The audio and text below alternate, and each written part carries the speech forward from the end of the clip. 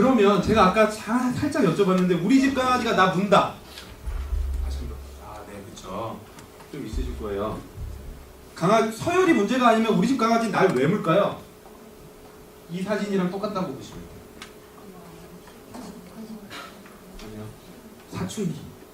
우리가 사춘기 때 부모님한테 개겼던 거라고. 대부분의 보호자를 무는 공격성은 어떤 거냐면 가만히 있다가 무는 아이들은 저 찾아오셔야 돼요. 얘가 가만히 있었는데 나도 가만히 앉아있었는데 갑자기 뛰어와서 나를 문다? 그거 미친 애예요.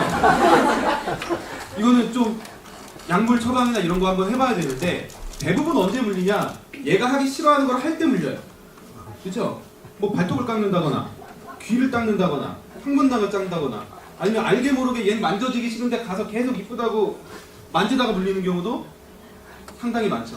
이걸 뭐라고 하냐면 갈등에 의한 공격성이라고 해요. 서열에 의한 공격성이 아니라 갈등에 의한 공격성, 뭐 영어로는 conflict aggression이라고 하는데 이런 부분들은 진짜로 사춘기 때 제가 원하는 것과 저희 부모님이 원하는 것이 충돌해서 제가 부모님한테 뭐라고 반항했던 거랑 똑같다라고 보시면 돼요.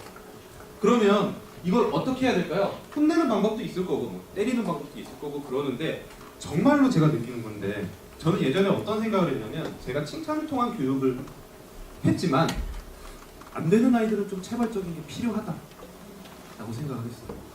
그런데 조금의 체벌에도 더 문제가 나빠지는 경우가 훨씬 많아요. 보호자와 신뢰도가 깨지면 이건 제가 진짜 제 몸으로 경험을 하고 있는데 그래서 생각을 해봤더니 저희 어머님이 내가 이렇게 반응했을 때 어떻게 했나라고 잘 생각을 해봤더니 이 방법이 되게 좋겠다라는 생각이 딱 들더라고요. 그리고 실제로 미국에서 스페셜리스트들이 이런 방법을 써요. 뭐냐면 제가 부모님한테 개길 때 너무 이 단어가 적었거든요. 반항할 때 저희 부모님이 하셨던 건 이거예요. 바로 SK텔레콤에 전화했어요. 중학교 때인데 처음 핸드폰이 생겼어요. 친구들도 이제 저 때만 해도 참 중학생 때 핸드폰들이 생겼어요. 그런데 친구들이랑 문자하고 막 이래야 되는데 제가 반항을 하면 바로 전화기 드셔서 SK텔레콤에 전화한 다음에 이 번호 정지시켜줘요.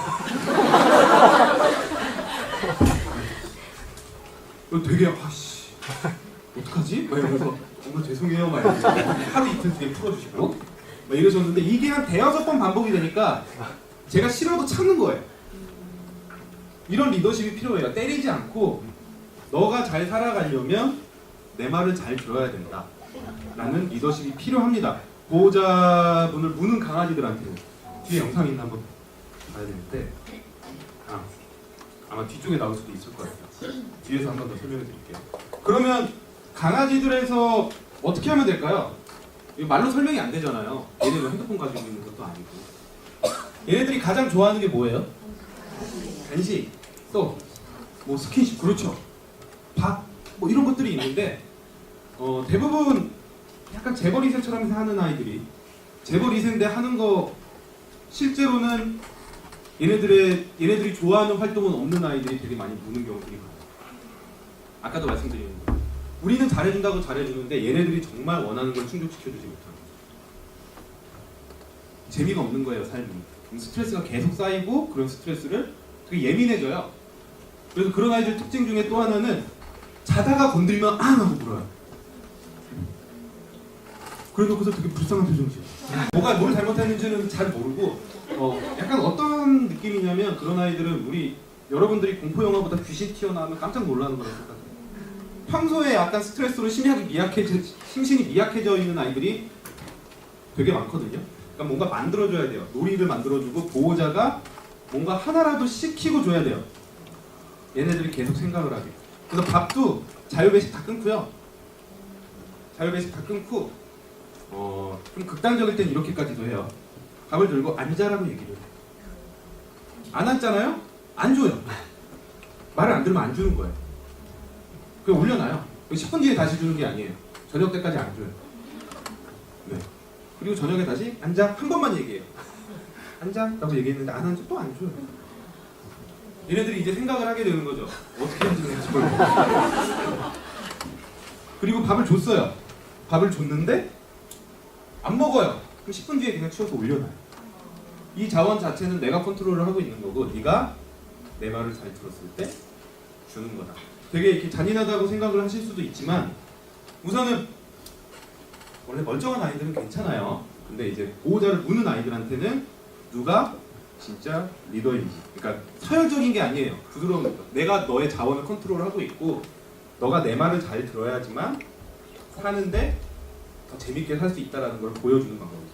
그리고 간식 같은 경우도 그래요. 저는 간식도 뭐 저희 버블이 같은 경우는 한 5개에서 10개를 시키고 하나 줘요. 이만한 거. 근데 그걸 또 재밌어해요. 한번 보시면 알아요. 눈빛을 보시면 알아요. 그게 왜 그러냐면 모든 동물들한테 이제 신경 전달 물질 중에 도파민이라는 신경 전달 물질이 있어요. 도파민이 뭐냐면 성취감을 느꼈을 때 나오는 거예요. 성취감을 느꼈을 때. 근데 그냥 있는 거 먹으면 안 나와요. 도파민이 뭐냐면 우리가 마약을 하면 많이 나오는 게 도파민이에요. 기분을 좋아지게 하는 그런 신경 전달 물질. 근데 내가 그냥 먹는 게 아니라 뭔가 보호자가 말한 걸 잘 듣고 내가 생각을 해서 이렇게 했더니 이게 나온다라고 했을 때 성취감을 느껴야지만 얘네들이 훨씬 더 재밌어. 뒤에서 그건 조금 더 자세하게 말씀드릴게요. 또 하나 이제 서열 말고 제가 2가지 미신을 깨부셔야지만 쌍방향 소통이 된다고 말씀을 드렸었는데 서열 말고 하나 더 있는 게 의인화예요. 의인화. 많은 분들이 강아지들에 대해서 잘 모르니까 자꾸 의인화를 해요. 의인화의 첫 의도는 괜찮습니다. 왜냐? 역지사지 해보려고 하는 거니까. 아, 내가 쟤라면 이렇게 느끼겠지. 근데 문제는 개라는 동물에 대해서 잘 모르고 우리 강아지에 대해서 잘 모르고 역지사지 하다가는 자꾸 사람처럼 생각하게 돼요. 그래서 가장 중요한 게 저는 가장 처음에 이 강아지의 감정에 대해서 아셔야 된다고 말씀을 드리는데 죄송해요. 이게 여기가 조금 아까도 제가 말씀드렸듯이 강아지의 정신 연령은 한 2년 반, 만으로 2년 반 정도 되는 30개월에서 멈춥니다. 사람의 30개월 정도. 아이고 이거 큰일 났네. 중요한 거 하는데 도와주질 않네요 이 친구가. 만으로 30개월 정도 이제 끝나는데 그러면 사람이 태어나서 30개월 정도까지 가진 감정을 보면 우리 강아지들이 대충 어느 정도 감정을 가지고 있는지 알 수 있다라는 거예요. 이건 사람이 태어나면서 평균적으로 가지게 되는 감정들을 보여준 표예요. 태어나자마자 흥분, 스트레스, 만족감, 혐오감, 불안, 화남, 즐거움, 의심, 사랑 까지 가지게 되고요. 죄송해요. 그 다음에 한번 보실까요? 30개월이 넘어서 생기는 감정들이 뭐가 있나 한번 보자. 부끄러움, 자신감, 그리고 중요한 거 하나 있네요. 죄책감. 죄책감. 죄책감이 없어요, 강아지들이. 네. 근데 우리가 가장 많이 하는 얘기 중에 하나가 그거예요. 지가 잘못한 줄 알았어. 몰라요. 우리 아이들 지가 잘못한 줄 몰라요. 근데 혼나면 되게 불쌍한 표정 짓죠? 네, 여기에 대한 연구 결과도 있는데 첫 번째로 그런 불쌍한 표정이 스트레스 시그널이에요. 엄마가 뭔가 이상하니까 스트레스 시그널을 보이는 거죠. 그리고 두 번째는 그런 모습을 보였을 때 엄마가 빨리 넘어간다. 마치 우리 여기 계신 남자분들, 그리고 저를 포함한 남자분들이 여자친구나 와이프한테 미안해라고 얘기하는 거랑 똑같아요. 뭘 잘못했는지 모르겠지만 미안하거든요. 그래야지 빨리 넘어가니까.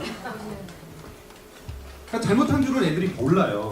그래서 잘못한 줄을 모르면 또 뭘 못할까요? 복수! 강아지들이 복수한다라고 생각하시는 경우가 있어요. 아, 복수하지 않습니다. 죄책감도 없는데 무슨 복수심이 있겠어요. 복수심은 정말 고등적인 생각이죠. 복수 같은 거는 죄책감과 복수 같은 게 없어요, 강아지들이. 그래서 분리불안 있는 강아지를 키우시는 분들이 그런 얘기 되게 많이 하실 거예요. 얘가 나한테 복수를 해서 오줌을 싸놓는다. 내가 나를 혼자 두고 가서 조음식기가 여기다 오줌을 쌌다. 그래서 저도 이게 되게 궁금했어요. 어렸을 때 행동학을 공부하기 전에는 이게 복수인 줄 알았고 궁금해서 미국 가자마자 교수님한테 여쭤봤더니 교수님이 되게 웃으면서 얘기하셨어요. 왜 굳이 복수를 방광으로 해. 네. 왜 오줌을 쌀까요? 왜? 분리불안을 가진 아이들이 집 안에 오줌을 쌀까요? 거기다 쌌다고 관심을 보여주고. 아닙니다. 네, 이건 되게 생리적인 문제예요. 무서워서 치는 거 아닌가요? 맞아요. 우리 노약자분들이 롤러코스터나 귀신의 집 가면 자기도 모르게 바지에다 오줌을 싸는 경우도 있어요. 그죠? 그거 나 여기다 들여보낸 사람들에 대한 너가 빨래를 해야 되니까 복수 이렇게 아니잖아요. 그죠? 괄약근이라는 거는 우리 뇌에는 되게 신기한 근육이죠. 항상 수축하고 있으라고 해요. 왜냐면 이걸 수축하고 있지 않으면 우리는 오줌을 지리면서 다닐 거예요. 눈을 닫고 있으라고 뇌에서 계속 명령을 내리고 있는데 너무 무서우면 이 명령 자체도 약해져 버리는 거예요. 뇌에서 그냥 공포에 휩싸여 버리면 우리 사람들 공황장애처럼. 그러면 이게 풀리죠? 나와요. 그래서 진짜 심한 아이들은 집에 가보면 오줌이 이렇게 흘리면서 가 있는 경우도 상당히 많아요. 흘리면서 쌓여져 있는 경우도 있고. 변도 되게 묽고요. 왜냐면 너무 불안해서 흥분하니까. 근데 집에 들어와서 보호자분들이 그래요. 막 데리고 와가지고 오줌을 보면서 혼내요.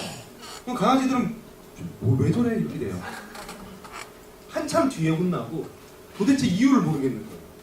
이게 계속 반복이 되면 얘네들은 어떻게 생각을 할 거냐면 엄마가 오랜 시간 외출하고 들어오면 나를 혼낸다라고 생각해요. 그러면 엄마가 외출하고 들어와서 막 식탁 밑이나 소파 밑으로 숨어요. 막 이렇게 쳐다보면서. 그러면서 엄마는 그렇게 얘기하죠. 지가 잘못한 거야. 그래서 이런 생각을 강아지에 대한 이런 감정을 잘 모르게 되면 자꾸 오해를 하게 되는 거예요. 서로 소통이 안 되게 되는 거예요. 그래서 제가 꼭 말씀드리는 게 우리는 단어로 얘기하는 동물이에요. 단어로 얘기하는 동물이라서 입으로 말하고 귀로 들어요. 근데 강아지랑 소통을 할 때는 눈으로 듣고 몸으로 말해줘야 돼요. 어떤 얘기도 있냐면 미국에서 어떤 트레이너가 이런 얘기를 하더라고요. 많은 강아지들은 자기 이름이 안돼인 줄 알고 있을 거야. 우리가 항상 안돼라는 의미도 모르면서 계속 안돼라는 얘기만 나오니까 강아지들이 자기 이름이 안돼라고 알고 있을 거라고 말하시는 분들도 있어요. 근데 우리는 항상 이제 목소리도 중요하지만 얘네들의 바디랭귀지를 읽고 그리고 몸으로 표현을 해주는 게 상당히 중요해요. 몸으로 표현을 해주는 게. 목소리 쪽으로 보자면 사실 이건 공부 안 해도 대부분 안 돼요. 강아지를 안 키워본 사람들한테도 강아지들 목소리를 딱 들려주면 얘가 화가 났는지 아픈지 누군가 부르는지 이런 걸 대충 다 알 수 있대요. 본능적으로.